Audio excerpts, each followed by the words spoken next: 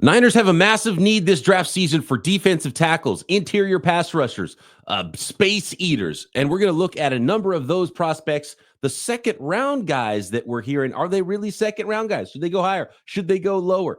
A bunch of names the Niners should be looking at in the NFL draft. The defensive tackle on today's Locked On 49ers.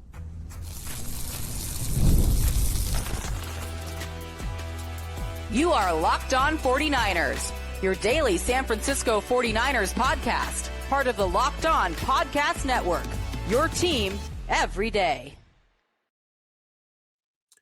Welcome to Locked On 49ers. Brian Peacock and Eric Crocker at BD Peacock at Crocky209. Thanks everybody for making us your first listen on the Locked On Podcast Network, your team every day. Love our everydayers. If you're an everydayer, you might have noticed that we didn't have the Tuesday pod up quite as early, so apologies for that. But we're going to record a couple of them today, and we'll have I think the Wednesday morning one ready for you in your feed. We appreciate you listening every single day. If you're watching on YouTube, hit the thumbs up. Let us know you stopped by. If you're new to the program, welcome. And please subscribe. Helps us out tremendously. Helps other people find the show. Subscribe on YouTube or anywhere you listen to your podcasts.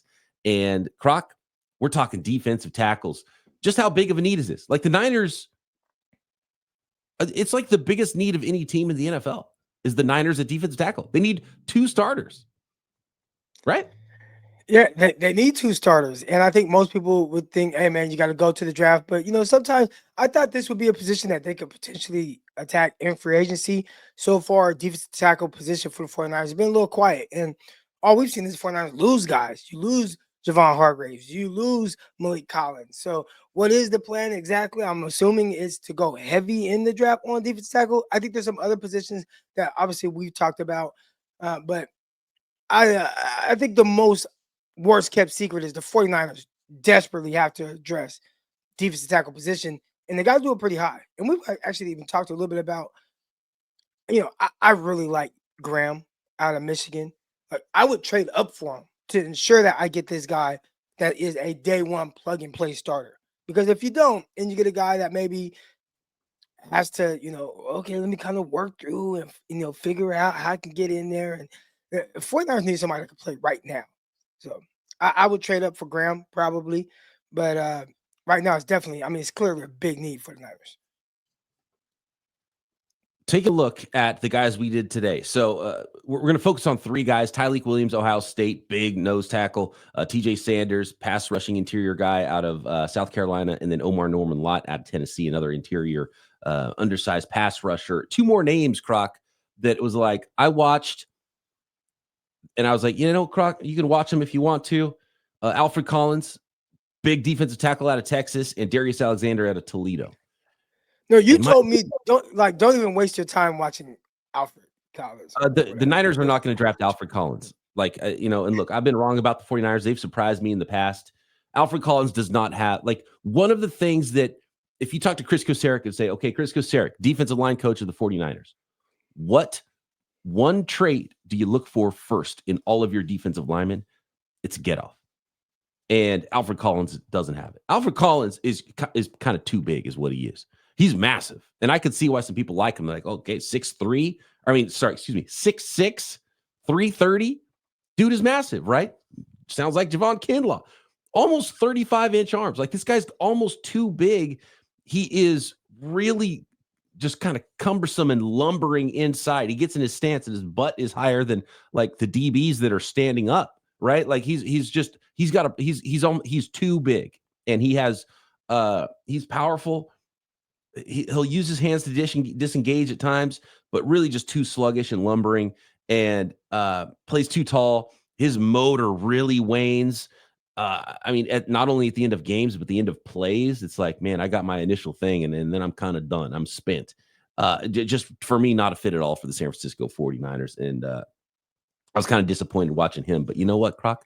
I was even more disappointed watching Darius Alexander out of Toledo, because he was a small school guy. I've seen him in the second round, late first round sometimes in mock drafts, and the prototype size. And I hadn't watched him yet, even when he went to the combine, 6'4", 305. And ran 4.95 in the 40-yard dash, and had these athletic testing numbers. Like, man, this guy is prototype. And I put on the tape, and the dude stays blocked all day.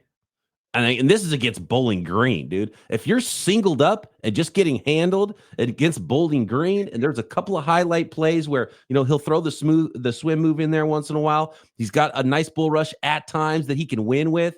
And I was like, okay, I'm just not seeing it at all. LSU, a couple of nice plays against better competition, which you liked. And so I'm like, well, why is everyone talking about this guy? Did he have an amazing junior year or something? But just no urgency in his game. Doesn't wreck the smaller school competition. And so I'm out all the way on Alfred Collins and Darius Alexander, where they're being mocked, which means they could push some other players down to the San Francisco 49ers. But I was big time disappointed in those two prospects when I was watching them. Again, like just didn't impact the game enough, either one of those guys for me. Alfred Collins, was there any positives in the run game? Like, was he able to eat up doubles? Because that's one thing, right? And maybe at second round, you're looking for a little bit more. But when I think of like the 49ers, I mean, I've been begging for them to have a 6'6", 230-pound guy that I may only come in on 1 and 2 early rundown. I actually think you mentioned Javon Kinlaw. I think that's kind of what he's turning into. And I wanted him to be that right away. I think he was drafted to be more of a penetrating pass rushing defensive tackle. Like that's what he was good at in college.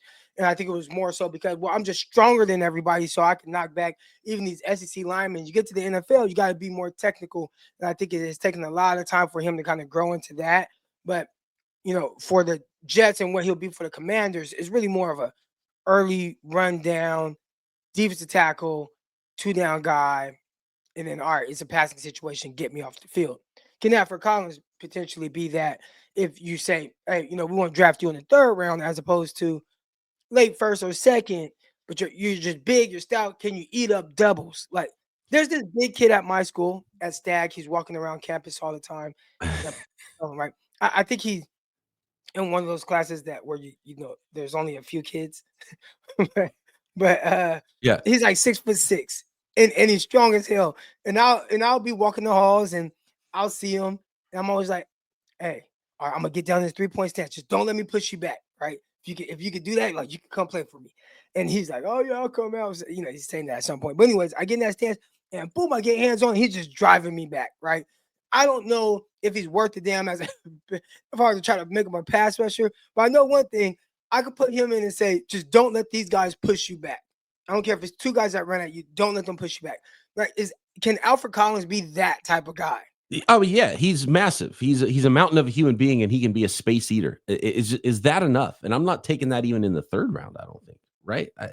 You got to have more explosion. You've got to have some ability to penetrate a little bit more.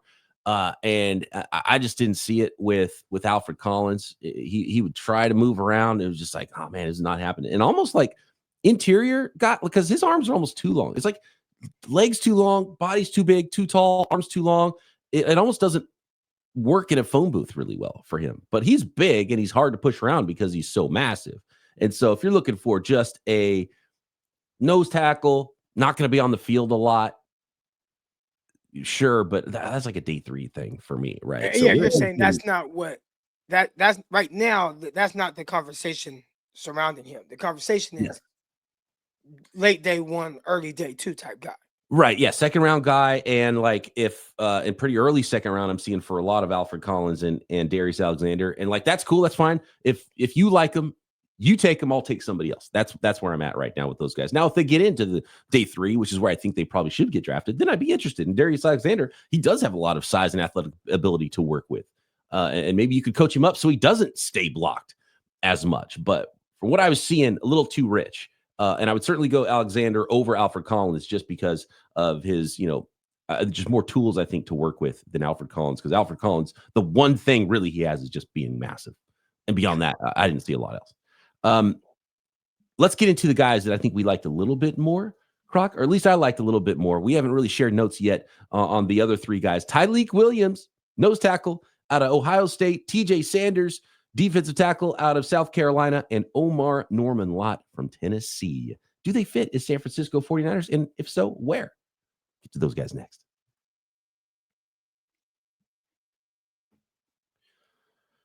Today's episode of Locked On 49ers brought to you by FanDuel, America's #1 sports book. March Madness is here, and FanDuel is giving you the chance to get in on the action like never before. Right now, new customers can get $200 in bonus bets when your first $5 bet wins. That's $200 extra bucks to use on everything from buzzer beaters to Cinderella stories and even who's cutting down the nets. And if you got your eye on some underdogs this year, FanDuel makes it easy to back them with spreads, totals, game props. Tournament games happening almost every day. There's always something exciting to bet on, and the app is simple to use with FanDuel. When you win, you get paid instantly. No waiting around. And it's not just March Madness right now. Guess what? Major League Baseball is getting going. I always get super excited for opening day. And, NBA, NHL heating up, getting really important games there at the end of those regular seasons. And, of course, NFL draft props. But it's all about college hoops this month. So visit FanDuel.com and get in on the college hoops action all tournament long. That's FanDuel.com. All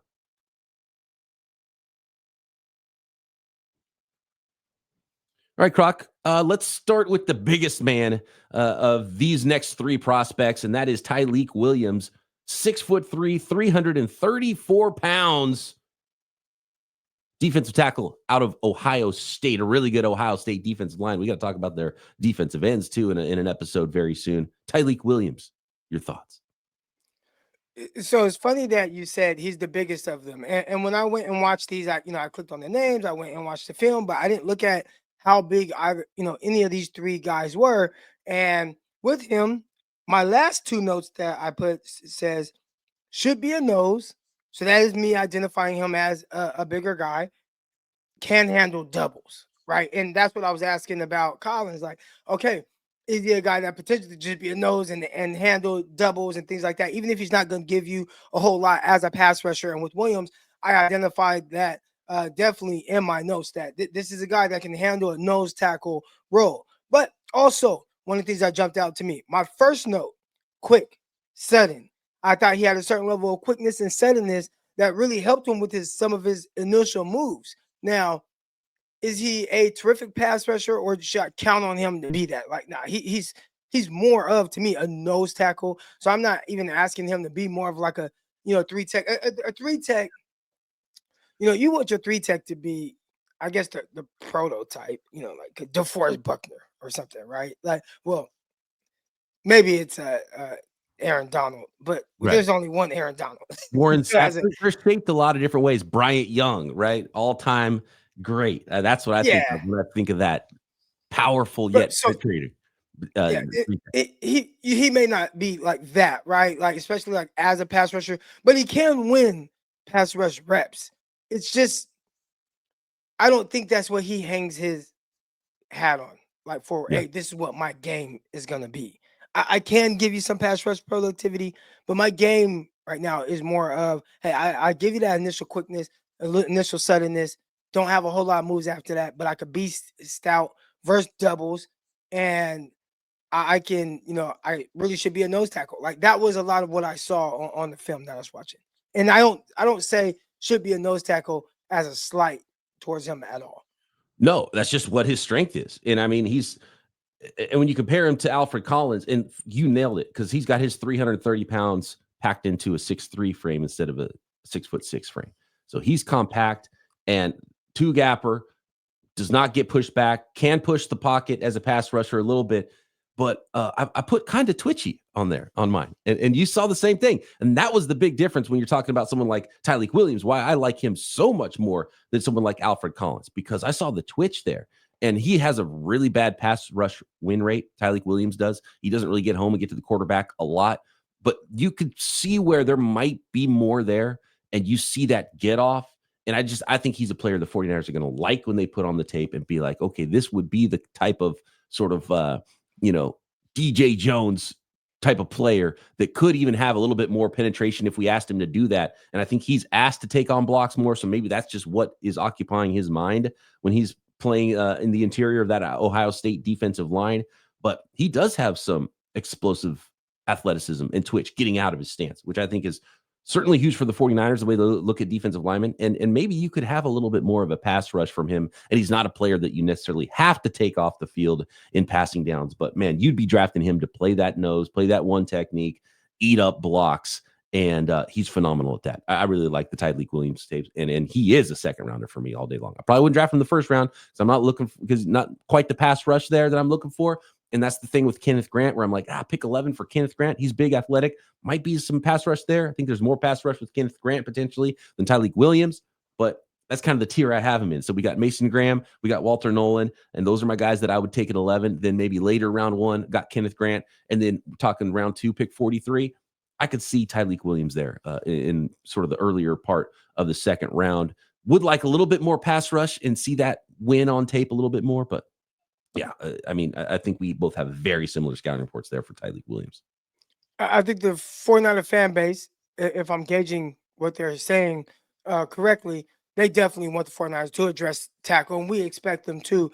But let's say, hypothetically speaking, the 49ers went a different route with the 11th overall pick and don't go to the trenches, right, as everybody expected. Let's say they draft Will Johnson, cornerback out of Michigan, and then they turn around and draft Tyreek Williams from Ohio State in the second round. Would that be something where you're like, you know what, I like the way they worked that?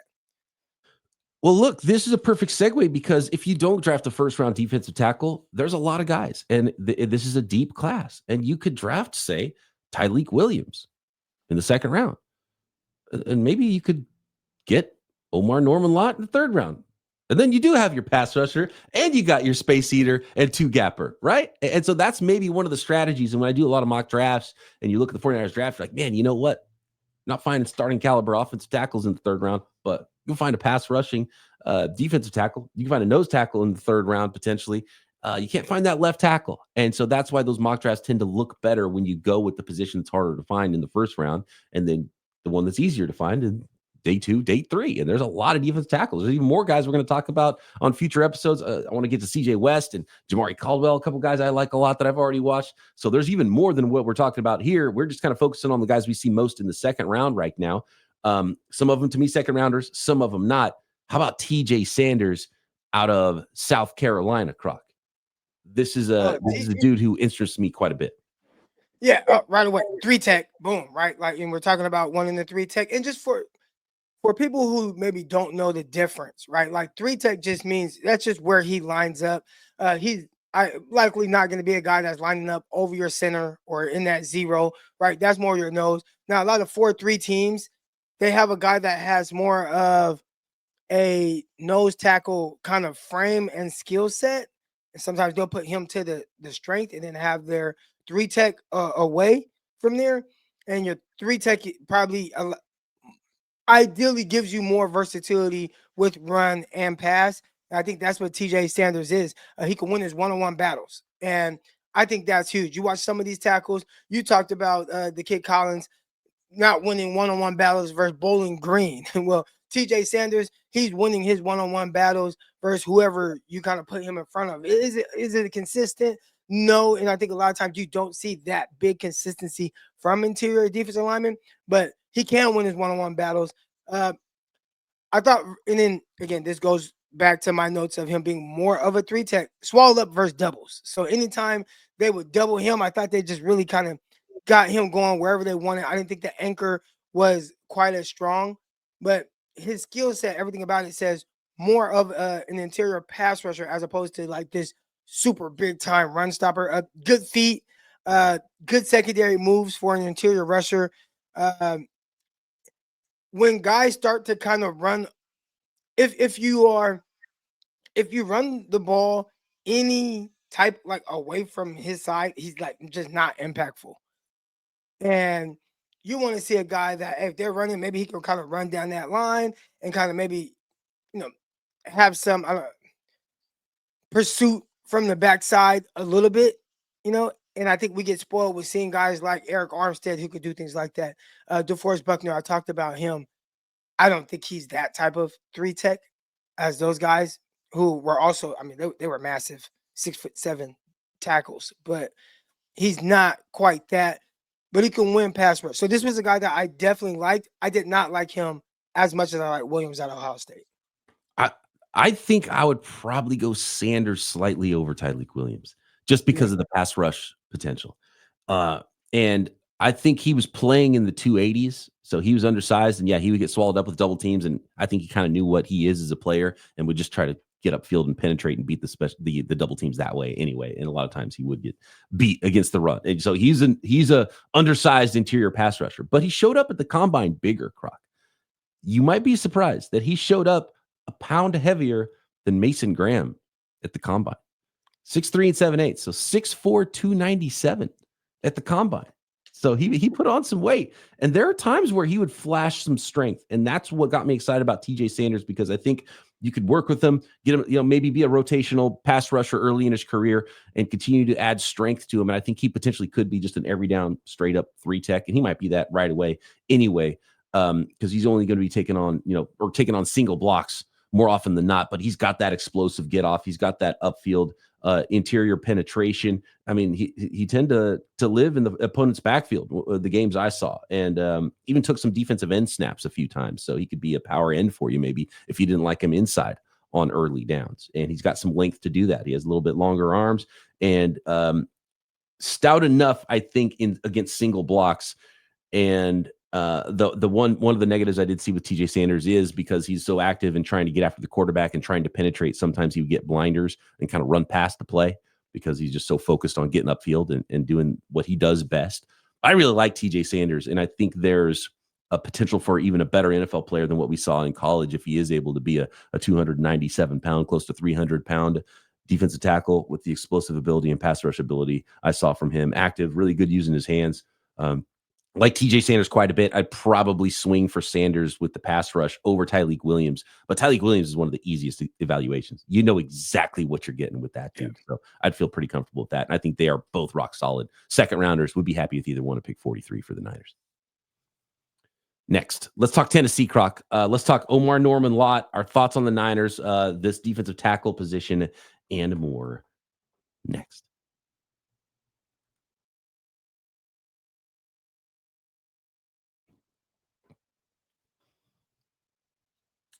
Real quick, before we get to Omar Norman-Lott, did you see Mike Green's pro day from Marshall? Mike Green was a guy we liked, and there's obviously some off-field stuff might eliminate him from the 49ers draft board completely, maybe just the first round. I don't know where Mike Green's going to end up going, but I think he's a stud. I think he's a really good pass rusher, and he threw down in his agility drills at his pro day 6.85 3-cone, and I think it was 4.2 something short shuttle, which are phenomenals. He didn't run a 40 time, but 6'3", 250. Someone's going to get a pretty good pass rusher. I don't know if it's going to be the San Francisco 49ers, but I just wanted to throw that pro day result out there because it matches what I see on tape with Mike Green. I think he's first round talent all day. But again, there's off field stuff and might not be for the Niners there. And I also have one other thing to add here before we get to Omar Norman-Lott. Croc's over here. He's supposed to watch defensive tackles. And I wake up, I look at Twitter. He's throwing up clips of defensive backs. And I'm like, Croc, focus, man. I know you're a corner. I know you get excited about that stuff. But can we focus on the defensive tackles? I know exactly what happened. You put on the Tennessee tape. You wanted to watch Omar Norman-Lott. And then you started watching the DBs instead. I didn't. You know, the crazy thing is, more times than not, I just really was not locked in on the DBs at all. I wasn't paying attention.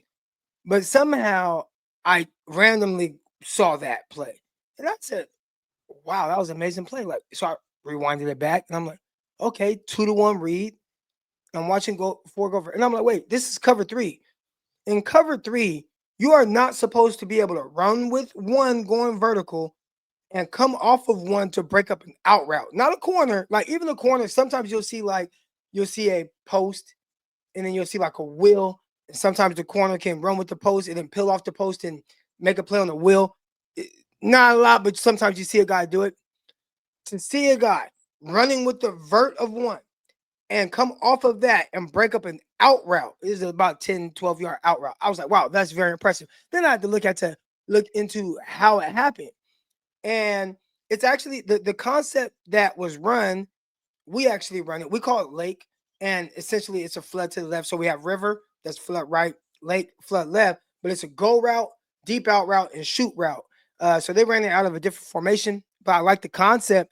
But the nickel flashed to the flat, and it slowed up one getting out. So that put one behind the guy that's running it out, and that made it possible for the defensive back to make that play. I was wondering, like, how do you do that? So that's how it happens. So details matter. I tell my kids all the time, details matter. If you are the guy that is supposed to be clearing it out for the underneath route, you have to go. And you can't let somebody flash into the flat slow you down from getting a vert, because that's why the DB was able to make a play on the ball. So when you were focused on Omar Norman-Lott, the defensive tackle out of the University of Tennessee, what did you see from him? Is he a fit for you for the San Francisco 49ers? Yes. The thing that jumped out immediately, I thought he had a terrific get off. I mean, just the first step, play after play after play, you're watching him be the first one to get off the ball. So that was exciting to me. And I think that because of kind of that pressure that he put on guys, it helped him have a really good anchor, because he's taking the fight to the guys. He's not waiting. Sometimes you'll see guys kind of stand up, get hands on, and then maybe try to look and then work their pass rush moves. But he's firing, boom, right off of them, using his hands. And I thought consistently that was really good. His speed to power was terrific. And I think that's a big part of it. Just the get off is making everything else kind of work for him very well. Now, again, I don't know how big he is, but terrific first step, great first step, terrific get off, speed to power is terrific. And then his anchor versus the run, especially in the A gaps, I thought was really good. We've seen a lot of guys who are defensive tackles, and, you know, I mean, we could talk about it with Kinlaw. I hate to keep bringing up Kinlaw, but one of the games where I was kind of like off of him after this, the championship game against the Philadelphia Eagles, and we're just watching him get kicked out the club, thrown 5 yards down the line of scrimmage. Like, dude, you're supposed to be stout in there for the Niners, and he just wasn't. Well, Omar Norman-Lott, I don't think he has that issue. He is able to be very stout. He has the speed to power. He has the quick first step. He has some pass rush moves. This was a guy watching it where I liked it, because I think out of the 3 guys that I watched with Williams, TJ Sanders, and Omar Norman-Lott, I think he had the most well-rounded game as far as impact goes out of the 3 guys. He's a really interesting prospect for me. First of all, get off right here. It's at the top of my list. He's got get off. He's got athleticism. He's an interior disruptor. He's super active. He'll bring the fight, even though he's undersized, and he is undersized. Watching him, you could tell he's not like a 2-gapper. He's not a big defensive tackle, right? What do you think his height weight is, Croc? Oh man, 6'3", 285. Pretty close. Yeah. And I think he probably played lighter. He got up to 291 at the combine, but he's only 6'1" and 7/8. So 6'2", 290, essentially. So it's pretty undersized for a defensive tackle in the NFL, which is why I don't think he's going to go as high as what people are mocking him to be, because I think he's going to be a rotational guy. And he was a rotational guy at Tennessee too. Now they rotated everybody at Tennessee. So, you don't put it all on him being like, oh, he can't play early downs, because they rotated him. But my comp for him, just for 49ers fans that might remember the player, I would kind of say Kerry Hyder, because I think, and Omar Norman-Lott had long arms. So this was Omar Norman-Lott at the combine. He was 6'1" and 7/8. So a hair under 6'2", 291, big 10 3/4 hands, almost 34-inch arm length, 80-inch wingspan, 31.5-inch vertical, 9'4" broad jump. So he showed some athleticism, didn't run the 40 or anything like that. I want to see like 3-cone and some of those things maybe too. I'm not worried about the 40 so much, but I almost wonder if on early downs, he might have utility as a defensive end, and then you move him in the interior as a rusher, because I don't know if I'd want him rushing off the edge. So that's kind of the player I see with Omar Norman-Lott, because I just don't think teams are going to put him inside as a full-time player, and you're probably not going to get drafted in the second round if you're not going to be projecting to be a full-time player. And I would more easily project TJ Sanders, just because he got a bigger frame to be able to be a potential every down player as a defensive tackle, as a 3-tech, more so than Omar Norman-Lott, even though I did like how Omar Norman-Lott played inside and how competitive he was inside. And I love the athleticism, the disruption, the get off for him. I just don't think teams are going to view him that. So I'd be more like 3rd round on Omar Norman-Lott, but I would really like him in the 3rd round, especially if you paired him with someone that was more of a nose tackle that you drafted earlier. And so that's kind of where I'm at. With these 3 guys that I do like a lot for the Niners, I go Sanders first, then Tyleik Williams, like him in the 2nd round, Omar Norman-Lott, like him in the 3rd round. And I would almost try him as a big end, on early downs, and I think he has the length and the arm length to pull that off, even though he's only 6'2", and an interior rusher. Kerry Hyder might comp for Omar Norman-Lott. Kerry Hyder, that's a good one. Now, one of the things that made Kerry Hyder, I think, really good was, I mean, he had a relentless motor, and I think a lot of his production was because of that. Like, I'm never gonna stop, and he was able to be a legit sack guy for the San Francisco 49ers. But if you told me in the third round you're able to get Kerry Hyder and just get that type of production and that type of role for the Niners in the third round, I love it. Especially if you double up. So let's say you take one of these other guys higher, or Mason Graham. You take him in the first round. Second round, you kind of do whatever. Maybe you go O-line or something, or another position. And then third round, you're able to get Omar Norman-Lott. I wouldn't be at all opposed to that. Let us know what you guys think. Who do we need to get to next? I know there's a couple of defensive tackles that are for sure up next on my list in CJ West and Jamari Caldwell, two of my favorites. The 49ers don't go defensive tackle early. I think they could both play that nose role for the San Francisco 49ers. That interior one tech nose, have some athleticism as well to go with it. We got to talk about more defensive ends as well for the San Francisco 49ers. Add to our Locked On 49ers big board for the draft. At BD Peacock, at Crocky209. Drop a comment on YouTube. Subscribe while you're there. You can find us anywhere you listen to your podcast. And by the way, for your second listen, check out Locked On NFL Draft. Tons of other shows, 200 shows right here on the Locked On Podcast Network. So your team's covered no matter the sport. And I'm doing Peacock and Williamson daily, talking about the entire NFL as well. So make sure you subscribe there. Croc and I back tomorrow, actually later today, right here. Locked On 49ers.